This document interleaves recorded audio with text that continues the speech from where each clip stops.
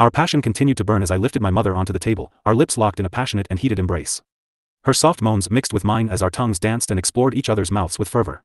My hands roamed her body, caressing her curves, and teasing her sensitive spots. She responded eagerly, her hands running through my hair, pulling me closer, as if she couldn't get enough of me. Grace protested as I held her against the window, down below all the students moving around, while my mother was pressed against the window, her motherly breasts pressing against the window, her face against the glass, as I kept ramming into her. Slowly opening the door, I stepped out along with Grace. Her dress was a bit wrinkled, but overall she looked the same, just that she had the extra shine to her while her entire womb is filled with my white seeds, just plugged inside her by her panties. You really filled me up. Grace whispered with a pout as she held her waist. Right now, it's just been an hour since we entered inside her office, but we definitely did a lot of things within that hour. Well, you weren't complaining while I kept spanking your ass, mother, my seductive whispers brought a tremble to Grace's body as she lightly patted my shoulder. Go on, I am sure you have some things to deal with, we will talk together with the family later. Plus, Arya is dying to meet you. Grace's last words undoubtedly turned a little gentle, one that I am very familiar with. No doubt that the little girl must have thrown a huge tantrum when she didn't find me, but seeing that the academy is still intact, it would be good to say that Grace handled it well. Don't worry, she will come to me, I replied as I placed a small kiss on her cheeks before heading off. Now having tightened things with Grace, all that is left is to conduct the meeting to present a more united front on the war that will be enveloping the world in the future. With a light body and a happy heart, I walked out of the building and soon used the transport station to get back to my mansion. It didn't take long for me to enter it as I walked by the row of servants, so I reached my room where Clara stood in front of it. Giving her a nod, the two of us entered inside my room. Just as I did, Clara jumped up to me and she hugged me tight, her lips going towards my neck as she lightly nibbled on them. You were with someone before you came here. Clara said as she let go of my neck, seemingly having had enough sniffing me up. I was with my mother. Oh, did you enjoy it? Clara asked as we moved towards the bed. Lots. I replied as I lay in the bed with my head on Clara's lap, her hand slowly patting my hair as she looked down at me with her loving eyes. So how did it go with Marlene? It went well, no doubt that right now she would have had a meeting with Catherine. As I replied, I closed my eyes, silently enjoying the slow taps on my head, while I spoke out the desires in my heart. And just as I did, I felt a small weight on my chest. Opening my eyes, I could see little Arya laying on my chest, the sides of her eyes a little wet. Thankfully, since she took on her current small look, she definitely matches a kid. Sniff, Daddy left me alone, does Daddy hate me? Arya asked as her tears started to spread. Seeing this, I felt a small prickle in my chest. The older, mature Arya having this expression makes it funny, but seeing this from the crying Arya just breaks your heart. Wearing a wry smile, I slowly started to pat Arya's head. This had its effect as the tears automatically stopped. Daddy had something important to do, that's why he had to leave. So never assume that Daddy hates you, Daddy loves you with all his heart. Plus, didn't you have fun with your mommy? Hearing my words, I could see Arya's eyes light up as she vigorously nodded her head. This brought me a chuckle as I slowly led Arya's head to my chest, making her lay on me. I started to pat her head again, slowly singing a lullaby. Now, why don't Daddy's princess take a sleep on his chest? As I said this, I lightly started to swing a tune, one that was enchanting enough to slowly cause Arya's eyes to tremble as they closed. Soon, within seconds, she was in deep sleep as she hugged me tight with a very happy smile. Seeing this, I turned towards Clara who looked at all this in a daze, but she soon shook it off as she asked with a sly smile. Who is this? In this case, it's better that you don't know. Hearing my words, Clara nodded her head, not asking more. But knowing her, I could understand that something deep is surely going through her mind right now. Seeing so, I took up her hand and placed it back on my head as I spoke. Tell me what's troubling you. Hearing so, Clara didn't hesitate to speak as she started to slowly play with my hair again. It's just seeing how you dealt with this girl, just showed me how much of a good father you will be. Hearing this, I raised an eyebrow as I asked. Do you want a child? To which Clara nodded her head as she spoke. I do, but not now, I want it when you are done with everything and when I am sure I will be a good mother. As I heard these words, I let out a light chuckle. I took the hand that was playing with my head and I placed a light kiss on it. With confident eyes, I looked deeply at Clara, her brown eyes focusing on me, her black hair let down, the two horns on her head giving her a cute look, overall making the girl's face above me stunning. Having got her attention, I spoke with a confident voice. I might not know how my situation might end, but I know one thing for sure, that you would be an amazing mother. Austin. My words brought a smile to her as she moved down to kiss me, our lips meeting, one of love, not lust. We stayed in this position for some time till Clara pulled me back. I could see the signs of lust in her, but I shook my head as I pointed at Arya on me. This made her pout, but in the end, she let it go as she got back to soothing me. So what and all happened when I was gone? I asked that I think you should take a look at.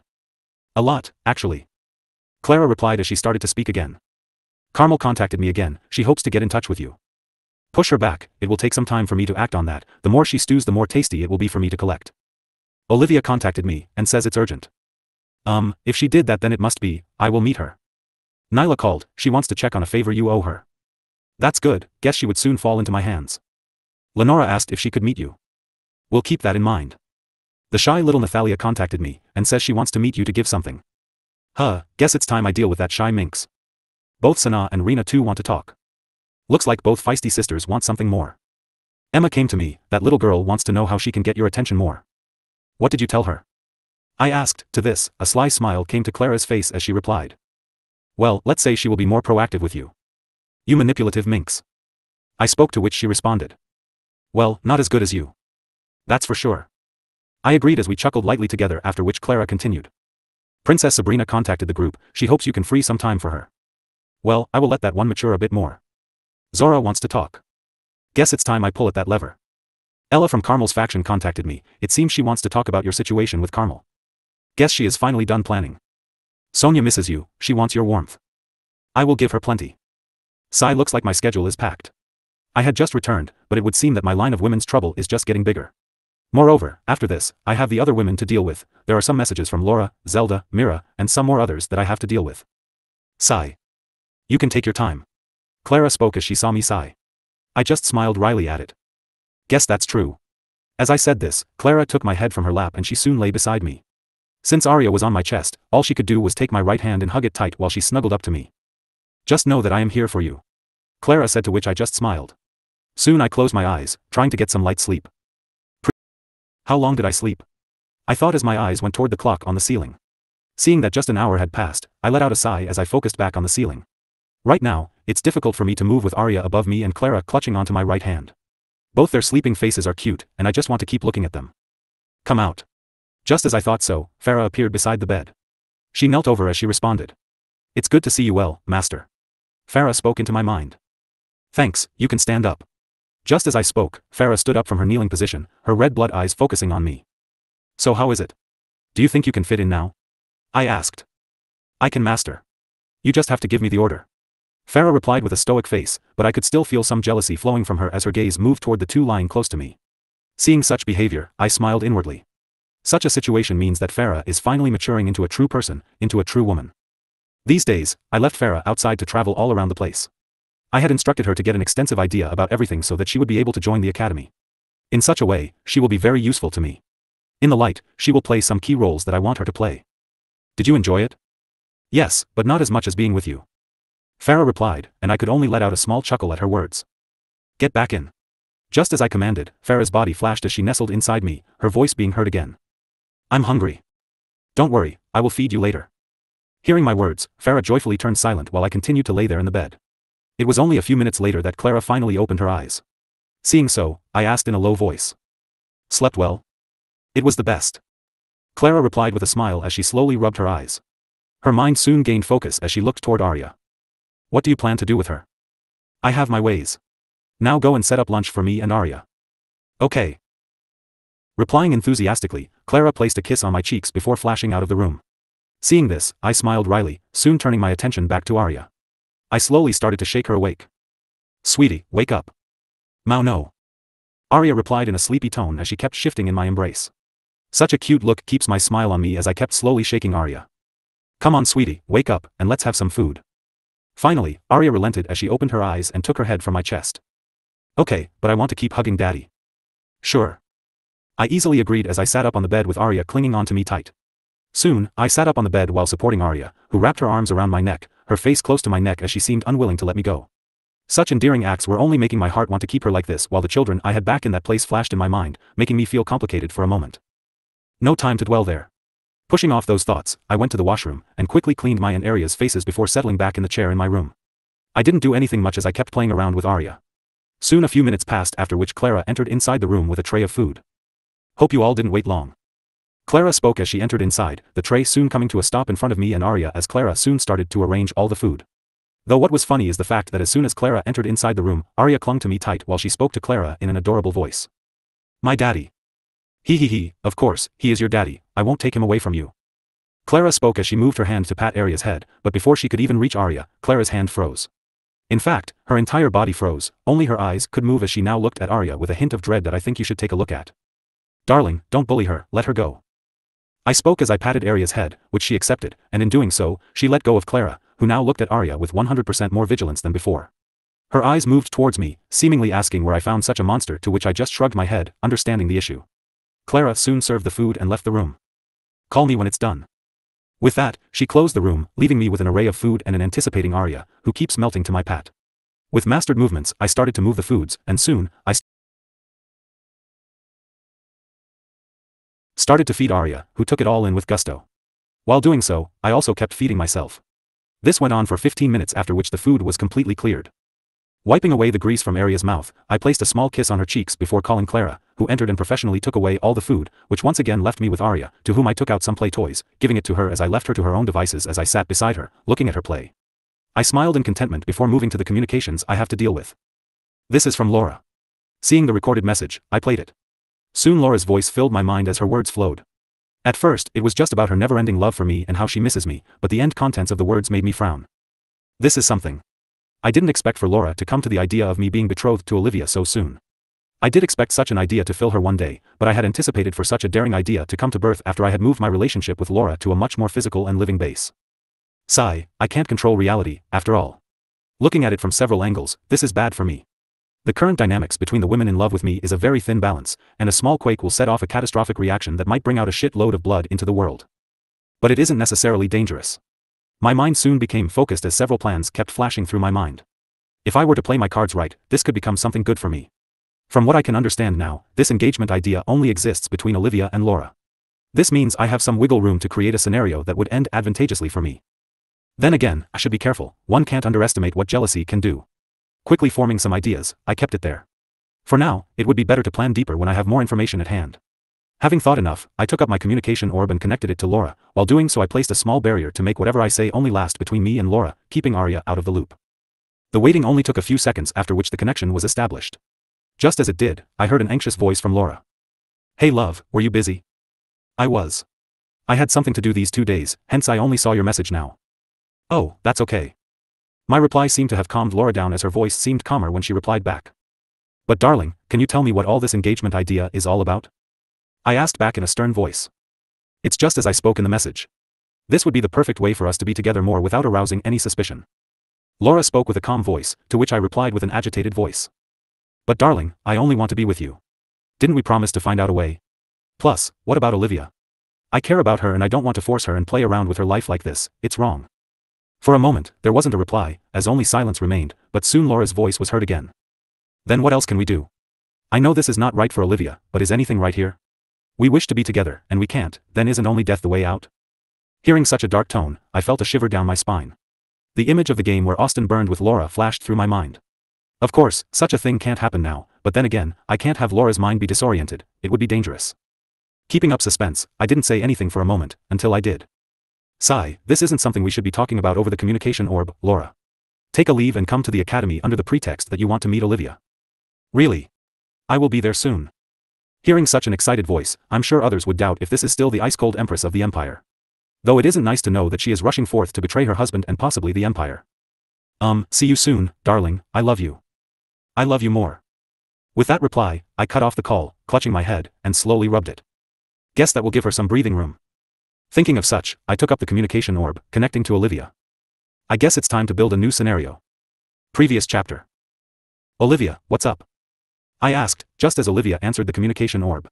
A few seconds of silence lasted between us, after which Olivia finally spoke. I want to discuss something important, and I want to do it face to face. Let's then. Tell me, when should I come over? I replied back, already having an idea of what she wanted to talk about. I'm busy dealing with some things here. How about we meet up tonight? In the end, a naughty whisper left Olivia's voice. Sure, let's meet up then. I replied before and I cancelled the call.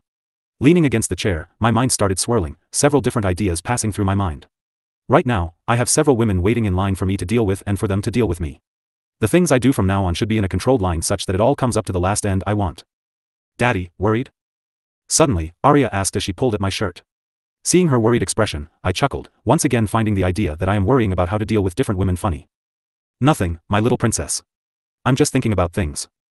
As I said so, I swiped Arya onto my lap, hugging her lightly as I tickled Arya, earning giggles from her that sounded like music to my ears. Just as I was playing with her, Clara walked into the room holding a communication orb used by my group. Clara's expression looked professional as she spoke. Austin, Princess Sabrina contacted the group again. She wants to meet you.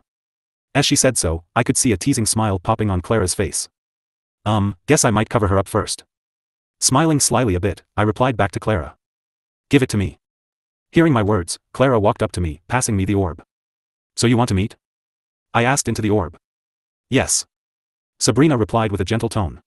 Hearing this, I spoke with a teasing voice. Missing me already? No, I just want to talk business. Sabrina replied back without any fluctuation in her voice. Ouch, and here I was thinking we were close. We are close, close as two people with nothing to each other can be. Hearing Sabrina's reply, I turned towards Clara, who seemed to be holding back from teasing me. Looks like me saving your life was for nothing. It wasn't.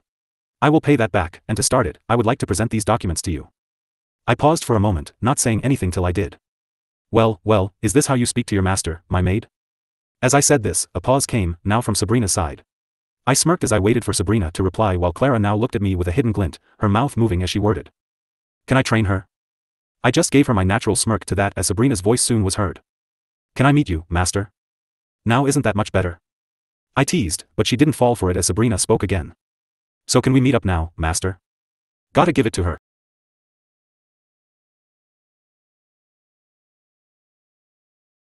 She has some great control over her emotions.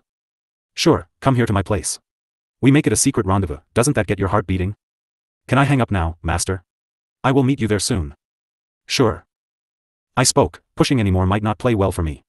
Getting her affirmative nod, I cut the connection off. Looking at Clara, I passed the orb to Clara, who asked me with a desiring voice. Can I please train her? I think you should take a look at. I will think about it. Also, you know what to do. I replied, after which Clara nodded her head and walked out of the room.